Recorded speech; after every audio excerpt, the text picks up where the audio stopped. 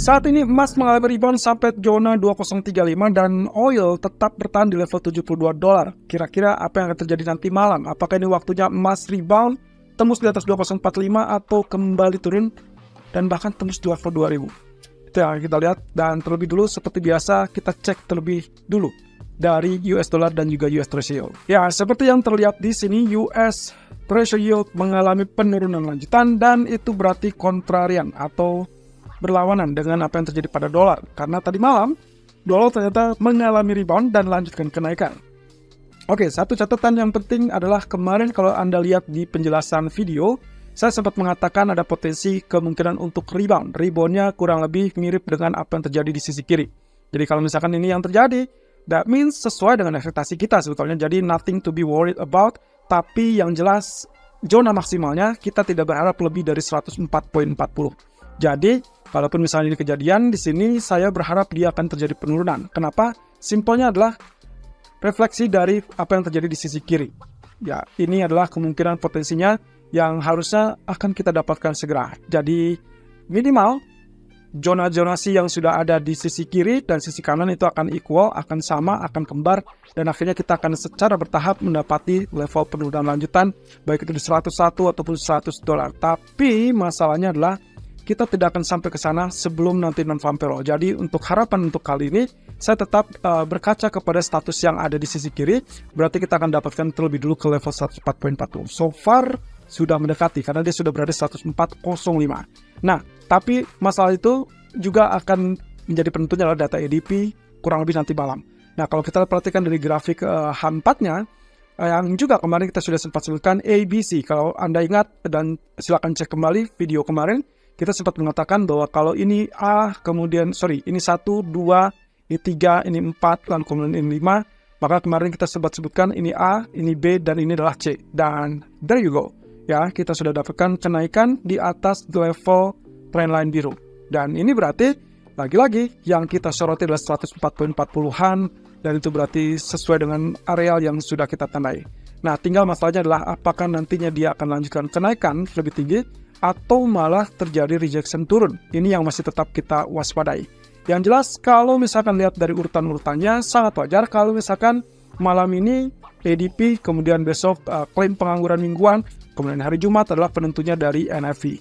Jadi kalau saya anggap ini adalah kenaikan, kemudian nanti inilah seperti demikian, maka saya bisa mendapatkan apa yang disebut dengan pola rising wedge. Rising wedge ini jangan diartikan sebagai kenaikan lanjutan, tapi melainkan siap-siap untuk mungkin isyarat untuk terjadinya penurunan lanjutan. Nah, tapi ini akan gagal kalau ternyata semua data di hari Rabu, Kamis, dan Jumat cenderung lebih kuat daripada ekspektasi dan mengagetkan pasar tentunya. Nah, kembali kepada US Treasury yield, berarti di grafik H4-nya, kalau Anda lihat, ini adalah pola kebalikannya. Justru dia sedang mengalami penurunan. Nah, ini yang akan coba kita cermati sampai nanti malam. Mana yang akan lebih kuat?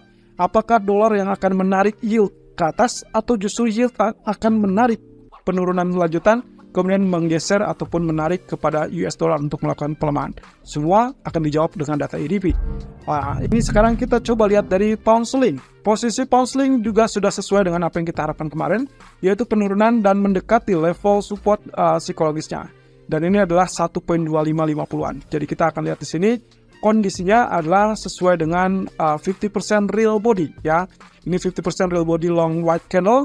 Jadi kita akan tunggu apakah kita akan mendapatkan pertanda lebih lanjut terkait dengan rejection-nya, atau malah justru turun lebih lanjut. Dan itu berarti kalau turun di bawah 1.2500 kita punya support dari MA200 di grafik daily, dan itu berarti 1.2470-an.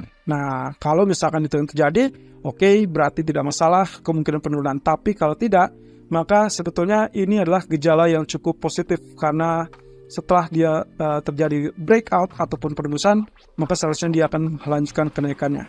Nah, tapi hal tersebut tergantung dari US dollar nanti malam. Tapi di sisi lain di grafik 4, apa yang sudah kita gambarkan kemarin sesuai dengan apa yang kita harapkan, yaitu terkait dengan fondasinya adalah double top. Dan neckline di 1.2613 itu sudah ditembus, sehingga saat ini kita sedang menikmati pelanjutan dari proses penurunan tersebut, dan sesuai dengan ekspektasi harusnya berada di target utama 1.2503, dan itu adalah sesuai dengan atau kurang lebih kebetulan dia agak mirip dengan apa yang pernah terjadi di sisi historical. Jadi target utamanya adalah 1.2503, tapi hati-hati dengan zona tengah. Zona tengahnya berapa?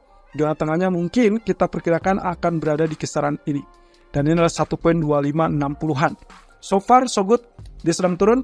Jadi hati-hati kalau misalkan TP pertama disentuh, Anda boleh pilih untuk exit terlebih dulu, kemudian fokus dengan data ADP Amerika nanti malam. Ya. Tapi so far, kalaupun misalkan data nanti sore, kurang lebih dari Inggris relatif lebih bagus, mungkin dia akan ada spike dulu. Tapi ingat, selama dia tidak tembus areal trendline biru ini, maka dia masih tetap dalam jalur penurunan. Jadi itu yang harus dihindari. Jangan sampai switch strategi buy kalau selama dia tidak tembus di atas garis trendline merah.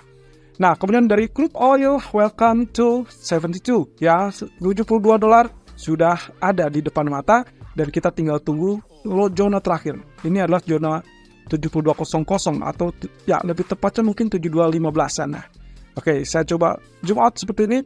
Kita akan lihat bottom ini adalah di 7215. Ya, betul, 72.15. Kalau itu tembus, kita akan lihat di situ adalah target berikutnya. Akan ada 7150, ada 7001, dan 67.49. Kalau misalkan yang terjadi seperti demikian, berarti inilah sesuai dengan apa yang kita harapkan selama ini, yaitu terkait dengan elite wave kelima. Ya, ini saya perbesar.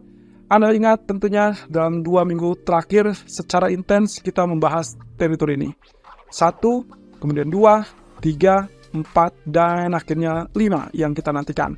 Walaupun kita belum tahu ya, belum dapat kepastian apakah nantinya di sini akan terjadi pantulan apa tidak, tapi asumsi saya ini harusnya akan menjadi zonasi support kuat atau demand atau good demand sehingga Anda boleh mungkin mempertimbangkan lakukan buy di teritori ini. Ingat, pose ataupun ya teritorinya kemungkinan Anda harus menunggu sampai teritori di bawah 70. Itu yang paling aman karena ini adalah proses dari wave ke-5. Nah, dengan demikian pula posisinya mungkin nggak dia menciptakan double bottom untuk saat ini. Misalkan 7215 rejection. Bisa saja. Tapi kalau misalkan kita asumsikan dengan data inventory nanti malam yang akan kecenderungannya relatif lebih besar, maka supply atau pasokan akan relatif lebih tinggi. Itu berarti tanda-tanda bahwa dia masih akan menciptakan lower high kembali. Sehingga harapannya adalah selanjutan penurunan ke level $70. Nah, terakhir kalau kita lihat dari gold, posisi kemarin sudah cukup bagus dan kemarin itu adalah kita sempat mengatakan silakan prefer untuk lakukan buy kalau dia sudah berada di zona biru ini dan dia betul-betul terpantul di 2009. Kemudian dia pagi tadi sudah sampai ke teritori 2035. Nah, tinggal masalahnya adalah karena tadi pagi kita mengatakan sell di 2025, stop loss 2032, ternyata SL tersebut disentuh. Oke, ini adalah next plan. Jadi strategi pertama mungkin sudah disentuh SL. Next plan berikutnya adalah Anda perhatikan teritori ini. Selama dia tidak tembus 2041, maka Anda masih boleh melakukan sell. Itu pun dengan catatan kita fokus dengan data ADP jadi kurang lebih di jam 8.15. Berarti saya anggap di jam 7 malam Anda harus sudah exit apapun yang terjadi, berapapun hasilnya. Mau itu karena TP pertama ataupun TP kedua atau mungkin stop loss lagi. Ya, kalau ternyata hal itu terjadi, maka Anda langsung fokus dengan data ADP. Karena data ADP bisa saja areal ini akan kembali kurang lebih menjadi faktor penguat. Artinya, kalau data ADP-nya relatif lebih lemah, maka kita akan dapatkan di sini kenaikan kembali. Dan akhirnya, kita akan dapatkan pola yang kita sebut mungkin ini lebih kepada either itu double bottom atau mungkin malah inverted head and shoulder. Ya. Dan ini anggapannya ini bagian head, ini bagian right shoulder, lalu kemudian ini bagian left shoulder. Itu bisa saja terjadi. Atau kalau Anda ingin eliminate bagian kiri, maka kita mungkin akan dapatkannya polanya seperti demikian. Nah, ini adalah double bottom. Dan itu berarti 2041, next turn, next percobaan di jam 7 atau bahkan di jam 8 malam, hindari untuk lakukan sell tersebut. Kalau Anda tidak lakukan sell dan Anda tidak melakukan sell, sebaiknya Anda fokus dengan data ADP saja. Ya. Fokus dengan data ADP saja, lalu kemudian hasilnya sesuaikan. Kalau ternyata data ADP-nya lebih kuat, jauh lebih kuat daripada apa yang diperkirakan, maka Anda boleh full sell, tapi target maksimalnya hanya sampai level 1985, 1987. Atau 1990-an, 1995, Anda harus sudah exit, karena yang dihadirkan adalah ini strong demand. Dan kemudian potensinya juga akan mendorong kenaikan, karena ingat, data ADP ataupun NFP di hari Jumat belum tentu berkorelasi positif. Nah, satu sisi, kalau ternyata data yang didapatkan nanti malam adalah relatif lebih lemah, maka yang saya harapkan adalah retest area 2009 dan itu adalah swing low terakhir, baru dia akan rebound. Dan rebound berikutnya tembus 2060 atau ya setidaknya tembus lebih dulu 2050-an. Kalau itu yang terjadi, Anda boleh lakukan atau hold posisi buy sampai teritori 2060-an. Terutama kalau misalkan data ADP-nya jauh lebih lemah. Nah, yang harus Anda ingat adalah di grafik daily, saya sudah pernah mengatakan kemungkinan yang kita tunggu adalah wave ketiga. Dan saat ini, wave ketiga masih on proses menurut saya, karena apa yang terjadi di bagian yang sekarang terjadi, itulah bagian wave 1, wave 2 kecil alias minor, bagian dari wave ketiga. Jadi kalau misalkan kita gambarkan, bagian wave ketiganya seperti demikian, ini 1, 2, 3, 4, 5, maka hitungan wave ketiga nantinya kita anggap di sini, kalau dia sudah selesai dengan hitungan kenaikan ini. Dan itu berarti bagian yang ini untuk wave ketiga belum selesai.